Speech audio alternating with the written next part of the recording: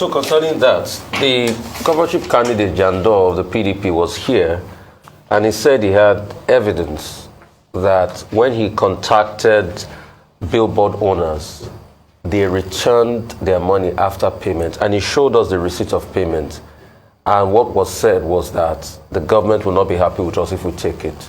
In fact, if you want to refute it, it's out there on media like Jandor to probably send the evidence of payment out so that we all see, and the fact that his money was returned, because he said it here when he was here.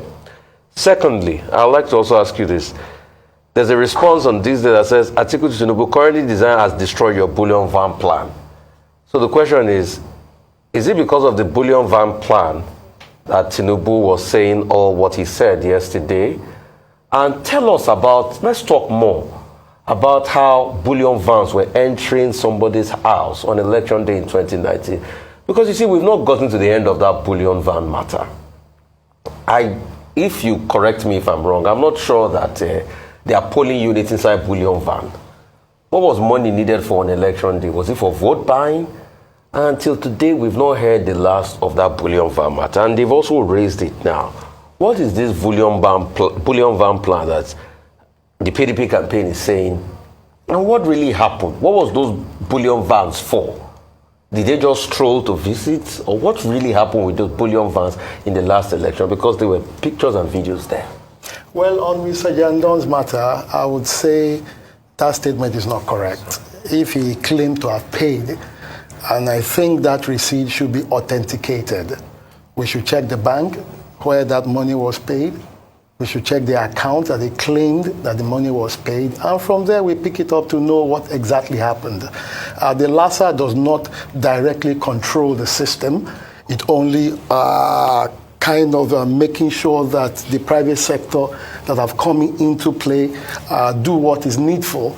And if you know a lot about advertising, just like in your station, someone cannot just come in today, key in their promo, and start running. You have a key set system that you have in place.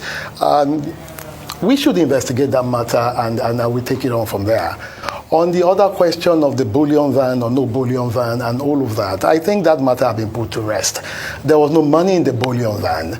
The bullion van that even came missed the address to have come there. Okay. It missed the address to have come there, and that was why the bullion van was... But why was bullion van moving on election day? I thought there was supposed to be no movement. No, it was not an election day. It was not. It was Rufai. It was. I was in that house on that very day. Was the day before it was not an election. So it was the day before election. But it why was bullion van moving the everywhere? bullion van was missed the address to have come there. Okay. I thought your presidential candidate had actually said that what's people's said, business with how he spends money. I watched it. He said that jokingly. Okay. It was a joking statement. So the bullion van missed the same way Mr. Dangote said that when he wanted to authenticate and get his mindset that truly he has money, he went to cash 1 million naira, brought it to his house, sat and looked at his money and returned it to the bank.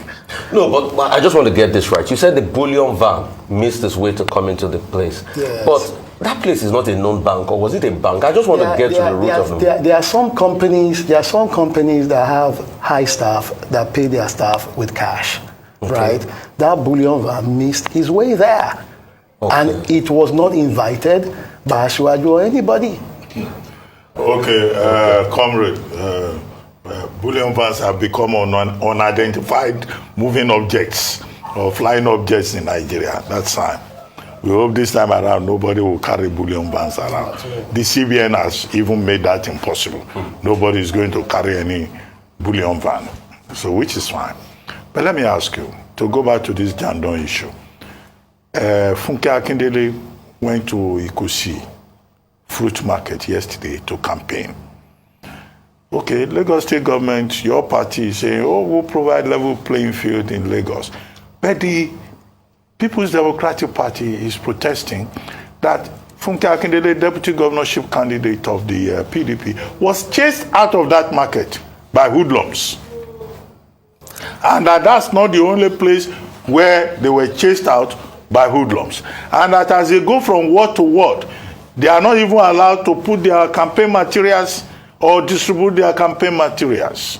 So, whether you agree with that allegation or not, now that you have been given the responsibility to ensure smooth campaign by all stakeholders, by all interested parties in Lagos State, in all the wards, what are those strategies you are going to put in place, particularly to check these so-called hoodlums, who other political parties say are sympathetic to the APC? Well, first and foremost, I want to say that you noting that those people who carried out quote and unquote alleged act are not members of the APC. They are hoodlums, as said by you. Acting as agents, As said, Adediran, the candidate of the PDP, claims for the APC. Thank you. As hoodlums, as put forward by you, by the allegee. Now, the issue is this. If you are going on campaign, it is provided that you also reach out to security operatives if you have any inclination that such thing can happen. So I would advise that Mrs. Akindele or Mr. Jandon or whoever, whenever they are going out on such political activity, should also do their mappings very well. And if they foresee any itch, they should reach out to security operatives to give them the security that they deserve. It is not the concern of the APC to help them organize how they will move. It is our concern for our party to organize how our members will move. And if such thing happens, they should also move with the press and go with cameras. I've often said that, to get footages that will assist the security operative to get to the root of the matter. All right. I want to ask around posters in Lagos State put up on government buildings. So some have accused your party, being the ruling party in Lagos State, of campaigning in structures that belong to the government and not, it belongs to the public.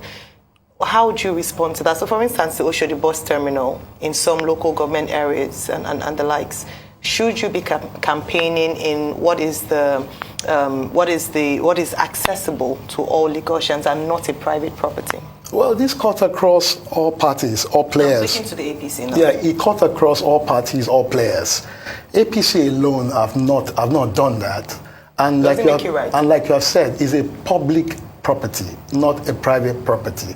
It's even easy for you to put your posters on public property, knowing fully well that the government will come to take it out at their own expense, and don't put it on private property, whereby the private person will have to bear the expenses of either repainting their wall or taking it off.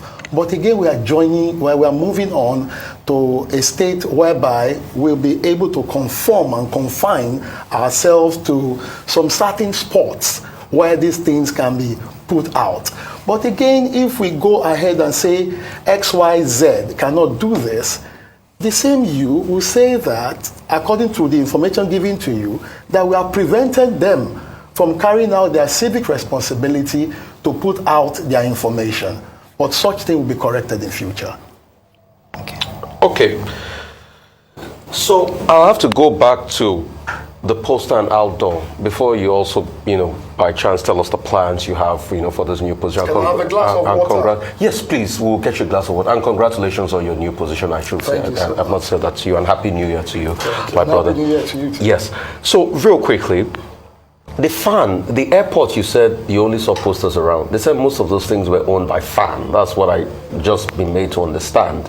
That what they're talking about is the billboards within the states that LASA has, convention over. And secondly, concerning this bullion van issue, there was a story, if you guess you can go and read it, in the Cable in 2019, February 23rd, 2019, that talked about your presidential candidate actually owning up to it and saying, yeah, it is my, that have I worked in government before? Have I stolen anybody's money? No. That if a bullion, because I'm responding to the fact that you said that the bullion van missed road, which a lot of people look and say, how can a bullion van miss road like that? We don't know GPS or anything. But he alluded and said, it is my money. And I'm going to even quote what he said here. where he was talking about the fact that, excuse me, I don't represent any agency of government. I have money to spend. If I have money, if I like, I can give it to people free of charge, as long as not to buy votes. So who are those watching my house and looking at bullion VAT? They must be mischief makers and all of that. So just to tackle the argument that you made that the bullion VAT misruled, he acknowledged it. He said, it's my money. I can do anything with it. And it's his money. So there's no scrutiny on him because it's his money. But the scrutiny is he might be for vote buying. What do you say about that? Now, my response to you, which I had already done before, is that statement was made jokingly. Reporters met with him. I was there. I was standing not too far. Met with him, and there were a lot of accusations. If you know Asiwaju very well, he loved to crack jokes and crack people up most times. And he said that statement. Not that he owns it and all of that. We've seen pizza delivery van miss their road. We've seen high equipment van miss their road. We've even seen heavy military equipment. There was one that missed his road into Nigeria once. That the Nigerian government had to seize that armor tank and all of that. People commit human error. It was an human error by the people that were coming. And I've told you that it was a misidentity of address. Okay. Your plans now for the director.